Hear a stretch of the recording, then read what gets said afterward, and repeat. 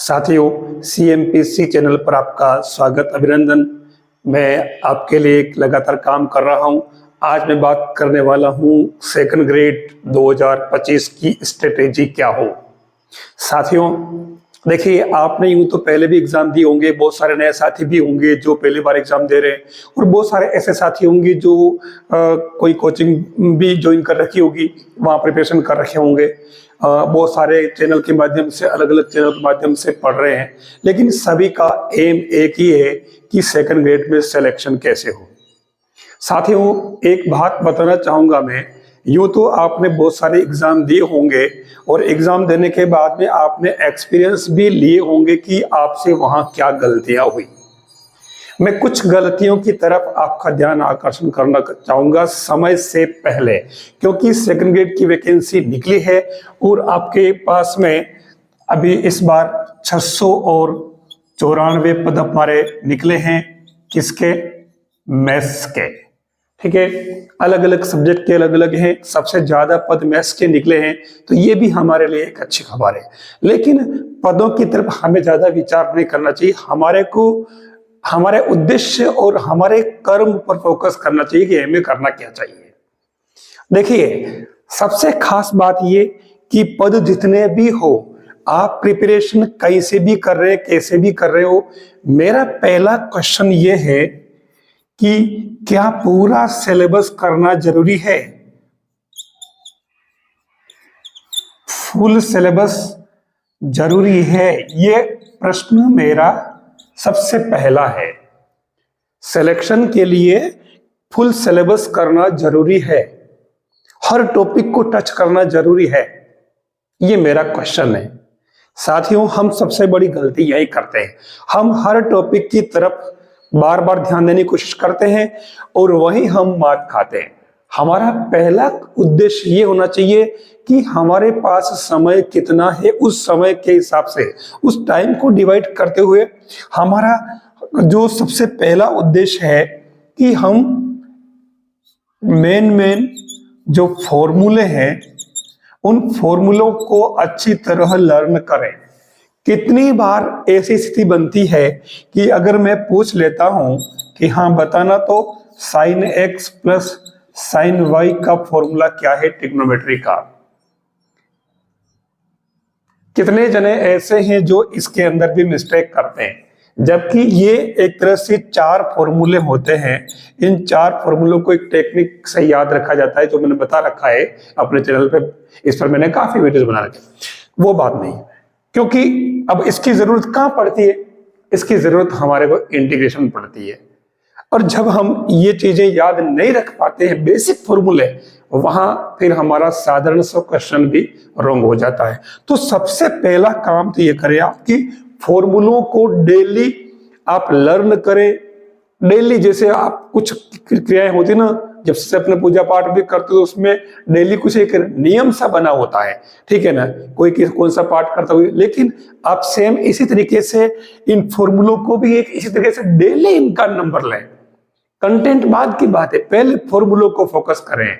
आप खुद विचार करिए कि कितने क्वेश्चन ऐसे थे जो फॉर्मूलों की वजह से आपके नहीं हो पाए। ये आप खुद जानते हैं, मुझे बताने की जरूरत नहीं है। तो ये गलतियां फिर से नहीं हो, तो इसलिए फॉर्मूले लर्न करें। दूसरी बात मैं करना चाहूंगा, आप क्या करते हैं, खासतौर से जो कोचिंग इंस्टीट्यूट्स पढ़ने वाले हैं या जो घर पे पढ़ रहे हैं वो भी, या चैनल से पढ़ रहे हैं, वो एक नोट्स कल्चर, और उसमें भी आप क्या करते हो कि नोट्स और कंटेंट कलेक्शन करते हो। ये कलेक्शन करना आप बंद करें। अब आप डायरेक्ट उसको याद रखें, करें नहीं, याद रखें, मतलब भूलना ही नहीं है। सबसे बड़ी बात ये, हम करके कलेक्शन करके रख लेते हैं, दुनिया भर के नोट्स इकट्ठे कर लेते हैं, यहां से किया, वहां से किया, वहां से किया, ठीक है। ये भी क्योंकि हर कंटेंट अपने को हर चैनल से कहीं ना कहीं आपको नई और अच्छी बात मिलेगी, ठीक है ना। तो हमें लगता है ये भी इंपॉर्टेंट, ये भी इंपॉर्टेंट, और इसी में हम गड़बड़ी करते हैं। हम जो पढ़ते हैं उसको याद रखें, करें नहीं, और उसको कलेक्शन से बाहर आ जाए, क्योंकि कलेक्शन तो कलेक्शन किया हुआ नोटबुक में ही रह जाता है।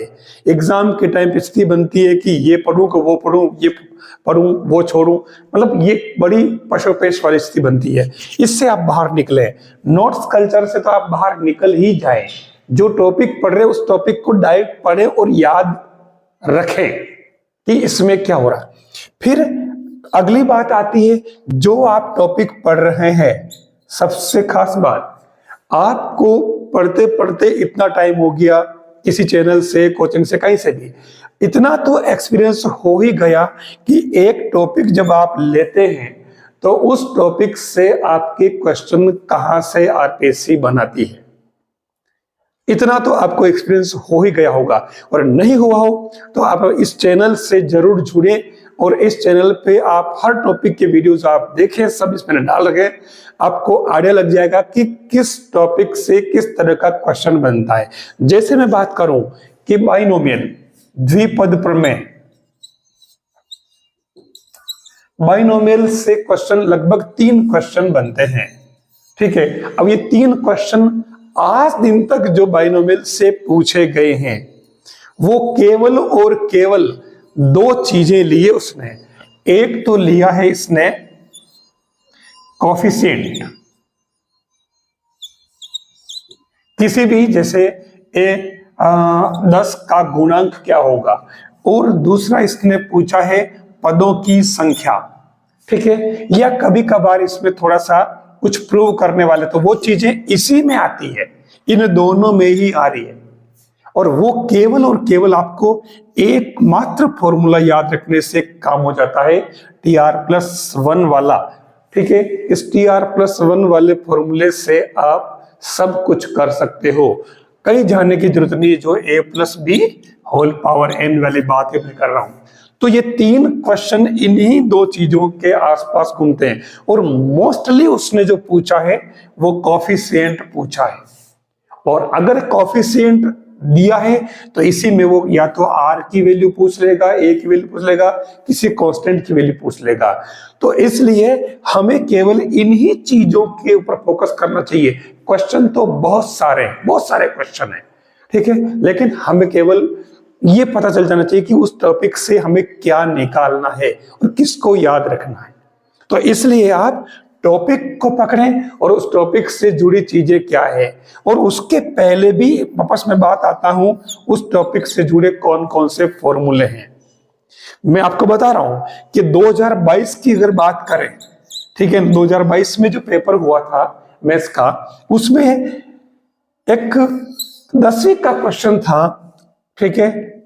याद कीजिए कि जिसने दिया होगा, ये रेडियस R है, ठीक है, और चाप की लंबाई L है, और त्रिज्य खंड का क्षेत्रफल A है, और इस पर क्वेश्चन पूछा गया था, ठीक है। और इस क्वेश्चन को बहुत सारे साथी ऐसे हैं, हालांकि बहुत सारे ने सही भी किए, मैं ये नहीं कह रहा हूं, लेकिन ऐसे भी हैं जिन्होंने इस क्वेश्चन को रॉन्ग किया है। और सीधा सीधा इसमें आपको लगाना था A = 1/2 LR, त्रिज्यखंड का क्षेत्रफल = चाप की लंबाई इंटू रेडियस। इसमें इसने L और A दिया था, ये और R फाइंड करना, या फिर इसमें शायद L फाइंड करना होगा, R और A इसमें दे रखा होगा। तो ऐसे क्वेश्चन भी अगर हम रोंग कर दे तो वहां हमारे लिए सोचने वाली बात है। और इसलिए मैं कह रहा हूं कि ज्यादा नहीं पढ़े, ज्यादा नहीं पढ़ना है, आप बिल्कुल इन्हीं के आसपास चले, फॉर्मूले कंप्लीट करें। तो ये इस तरीके से अगर आप काम करेंगे तो आप सिलेक्शन कर पाएंगे। जो टॉपिक आपको ठीक से नहीं आ रहा समझ में, उसको आप साइड में कर दें, ठीक है ना। जो टॉपिक नहीं आ रहा छोड़ दें उसको, क्योंकि यहां अब आजकल एक कल्चर बन गई है कि क्वेश्चन बहुत उलझाए हुए आते हैं, बहुत टफ क्वेश्चन आते हैं, टॉपिक में बहुत फंसा के रखता है। ऐसा भी कुछ नहीं है, हर क्वेश्चन ऐसा नहीं होता। 50% क्वेश्चन जो होते हैं ना, 50% क्वेश्चन सीधा सीधा फॉर्मूला बेस्ड क्वेश्चन होते हैं। फॉर्मूला बेस्ड, डायरेक्ट फॉर्मूला में वैल्यू डालो, ठीक है, और इधर आंसर निकालो, ठीक है ना। तो 50% क्वेश्चन अगर आपके सही हो जाते हैं तो कहां दिक्कत है। 150 क्वेश्चन है, और अगर 75 क्वेश्चन अगर आप सही कर पा रहे हैं तो 75 क्वेश्चन तो खूब हो रहे हैं ना। 75 से तो आपका काम हो ही रहा है इससे, ठीक है ना। तो अगर आप एक बात कहूं, सबसे इंपॉर्टेंट बात कि जो 75 क्वेश्चंस आप डायरेक्ट फॉर्मूला बेस्ड कर रहे हो, ठीक है ना, वो क्वेश्चन डायरेक्ट फॉर्मूला बेस्ड अगर है और अगर फॉर्मूले आपको याद हो गए तो बाकी के जो 50% क्वेश्चन है वो क्वेश्चन एक से अधिक फॉर्मूले से सही होते हैं, मतलब उनसे सोल्व होते हैं वो, ठीक है ना। किसी में 2 फॉर्मूले मिक्स कर रखे, किसी में 3 फॉर्मूले मिक्स कर रखे, ठीक है ना। उलझा के वो कर क्या लेगा, उलझा के वो ये करेगा कि एक से अधिक फॉर्मूले से वो हमें पास करता है और कुछ भी नहीं है, ठीक है। तो अगर आपने फॉर्मूले याद कर रखे हैं तो आप आराम से कर लोगे। अब जैसे मैं एक एग्जांपल बताऊं, एक से अधिक फॉर्मूले, अभी 2022 के अंदर जो इसने क्वेश्चन पूछा, इसमें इसने एक कर्व दिया था y² = 4x। अब इस कर्व को कौन नहीं जानता, जानते हो ना। अब उसने बदमाशी क्या की, क्वेश्चन शुरू कहां से किया, y² = 4as, ठीक है। और फिर इसने कहा कि इसके किस पॉइंट पर, ये जो पैराबोला है, इस पैराबोला से किस पॉइंट पर रेडियस ऑफ कर्वेचर जो होगी, कोई 7 सही 16/9 ऐसा कुछ था। तो ये इस तरीके का क्वेश्चन पूछा। अब इसने क्या किया, हमारे को शुरुआत में भेजा कहां, इसने 2D के अंदर शुरुआत वहां से कर दी, तो हमारा ध्यान उधर चला गया कोऑर्डिनेट की तरफ, ठीक है। और क्वेश्चन ये कहां से ले आया, कैलकुलस से, रो। और फिर हम इसमें यहां से यहां तक आने में थोड़ा सा टाइम लगता है, तो इसलिए हम इसमें उलझ जाते हैं। बहुत सारे सही भी किए होंगे लेकिन काफी लोगों के क्वेश्चन रॉन्ग भी हुए। तो मेरा कहने का मतलब ये है कि इन चीजों को पॉजिटिव लेते हुए मेरा भाव ये है कि वो एक से अधिक टॉपिक्स को मिक्स करता है और उसके अंदर फिर एक से अधिक फॉर्मूले मिक्स करता है, फिर क्वेश्चन बनाता है। तो कुल मिलाकर के वो बात आकर के टिकी कहां है, फॉर्मूले पर। इसलिए जितने ज्यादा फॉर्मूले याद होंगे उतने ज्यादा आप उन फॉर्मूलों को आपस में मिक्स करके क्वेश्चन को सोल्व कर पाओगे। तो साथियों, आप फोकस इन चीजों पर करें, इससे बाहर जाने की जरूरत नहीं, क्योंकि आपको जो वेट है कि भाई, क्योंकि अगला दिमाग में क्या आता है, वैकेंसी निकल गई, फॉर्म भर दी, तैयारी भी हम कर रहे हैं, फिर आगे की एग्जाम की डेट उन्होंने फिक्स नहीं की है। तो साथियों, एग्जाम की डेट की चिंता नहीं करें, आपको मैं बता देता हूं 6 मंथ आपको कंप्लीट मिल रहे हैं। 6 महीने पहले कोई एग्जाम नहीं होगा, मैं इसकी बात कर रहा हूं, ठीक है। और ना 6 महीने पहले आपके फर्स्ट ग्रेड का एग्जाम होगा, चिंता नहीं करें, टाइम आपके पास में है।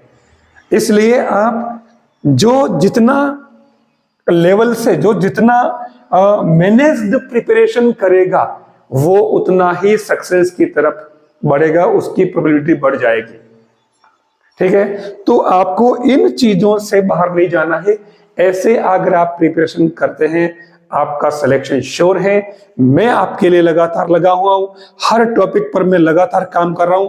और अभी को जो मैंने सिस्टम बना रखा है, अब मैं ये तो बात हो गई इसकी, मैंने सिस्टम बना रखा है, मैं डेली 8 बजे आपके लिए कंटेंट लेकर के आता हूं और कंटेंट भी बिल्कुल टू द पॉइंट वीडियो में भी डाल रहा हूं, ठीक है। लेसन में भी प्रिपेयर कर रहा हूं और जब एग्जाम आए तब आप इससे मैच करके देख लेना आपका क्वेश्चन इनसे बनता कि नहीं बनता।